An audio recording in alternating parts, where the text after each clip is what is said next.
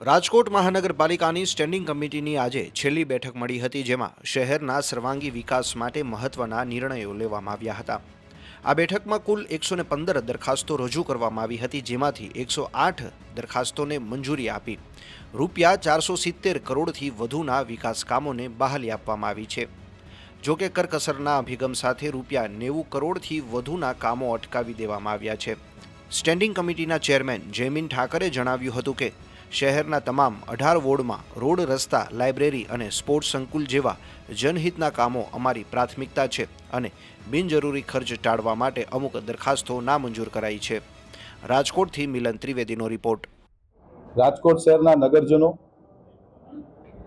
અને આપ સૌ મીડિયાના મિત્રોનો ભારતીય જનતા પાર્ટીના એક કાર્યકર્તા તરીકે અને સ્ટેન્ડિંગ કમિટીના ચેરમેન તરીકે હું આપ સૌનો ખૂબ ખૂબ આભાર માનું છું. મીડિયા એ લોકશાહીની અંદર ચોથી જાગીર કહેવામાં આવે છે. ક્યાંક તમે લોકોએ અમને મદદ પણ કરી છે અને ક્યાંક તમે લોકોએ અમારું ધ્યાન પણ દોર્યું છે. ઘણી બધી વસ્તુ, રાજકોટ આવડું મોટું સિટી છે, ભૌગોલિક દ્રષ્ટિએ 18 વોર્ડ છે, અલગ અલગ એક છેડાથી બીજા છેડે જતા 15 થી 17 કિલોમીટરના એરિયાની અંદર આ જોડાયેલું રાજકોટ સિટી. આપ સૌનો પણ ખૂબ ખૂબ અમે આભાર માનું છું કે તમે બધા મિત્રોએ print media, electronic media, social media, આ બધા મિત્રોએ કોર્પોરેશનના અલગ અલગ જે ધ્યાનમાં ન આવેલા હોય અમારા એવા કામોનું તમે લોકો અમારું ધ્યાન દોર્યું છે અને ત્યાં સુધી અમે પહોંચ્યા છીએ ને કામ કરાવી શક્યા છીએ. એ બદલ પણ તમારો આભાર માનીએ છીએ. રાજકોટ શહેરના સૌ નગરજનોનો પણ આભાર માનીએ છીએ. છેલ્લા 50 વર્ષથી રાજકોટ શહેરના નગરજનોના આશીર્વાદથી અહીંયા રાજકોટ મહાનગરપાલિકાની અંદર ભાજપના અમે સૌ કાર્યકર્તાઓ કામ કરી રહ્યા છીએ. આવો ને આવો સહકાર અને સાથ આવનારા દિવસોમાં પણ મળે એવી આપ સૌ પાસેથી અપેક્ષા છે અને વિનંતી પણ કરીએ છીએ. આજની સ્ટેન્ડિંગ કમિટીની અંદર કુલ 115 દરખાસ્તો હતી. આ 115 દરખાસ્તોમાં કુલ 470 કરોડ 74 લાખ જેવી રકમના ખર્ચે આજે અંતિમ સ્ટેન્ડિંગ કમિટીમાં રાજકોટ શહેરના અલગ અલગ વિસ્તારોના વિકાસ કામોને અમે લોકોએ મંજૂરીની મહોર આપી છે. 470 કરોડ એટલે સાથીઓ 4 અબજ અને 70 કરોડના ખર્ચે રાજકોટ મહાનગરપાલિકાએ આજે અંતિમ સ્ટેન્ડિંગ કમિટી મંજૂર કરી છે. તે બદલ અમને ખૂબ ખૂબ રાજીપો પણ છે અને આવનારા દિવસોમાં આ તમામ કામો રાજકોટ શહેરની અંદર કામ ચાલવાના છે, કામ ચાલુ થવાના છે. એ બદલ પણ અમને ખૂબ ખૂબ રાજીપો છે અને આપ સૌનો અમે આભાર માનીએ છીએ. કુલ આજની સ્ટેન્ડિંગ કમિટીમાં 115 દરખાસ્ત હતી. એમાંથી ક્રમ નંબર 3 પેન્ડિંગ, ક્રમ નંબર 5 રીટેન્ડર, ક્રમ નંબર 34 નામંજૂર, ક્રમ નંબર 54 રીટેન્ડર, ક્રમ નંબર 74-75 રીટેન્ડર, 76 નામંજૂર, 86 અને 90, ક્રમ નંબર 86 અને 90 રીટેન્ડર.